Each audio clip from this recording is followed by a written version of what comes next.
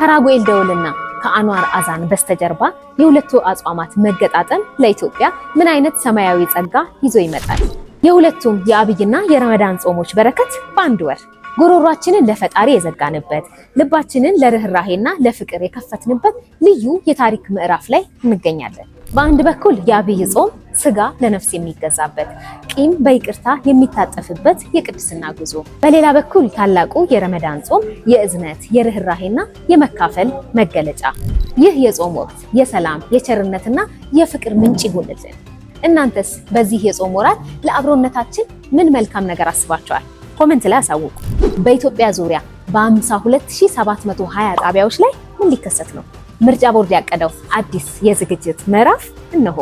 የመራጮች ምዝገባ ቁሳቁስ ስርጭት ሊጀምር ነው።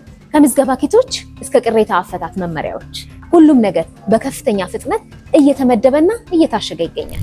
ልዩ የሚያደርገው ደግሞ የኢትዮጵያ ፖስታ አገልግሎት እያንዳንዱን ቁሳቁስ በጥብቅ ቁጥጥር እያለፈ ማሸጉ ነው። ስራው 24/7 በከፍተኛ ጥንቃቄ እየተከናወነ ነው። ስለ ምርጫ ዝግጅት ያላችሁን አስተያየት ኮሜንት ላይ አሳውቁን። እነዚህንና ሌሎችም ትኩስ መረጃዎችን ለማግኘት የኢቢሲ.ስትሪም የማህበራዊ ሚዲያ አማራጮችን ተከታተሉ።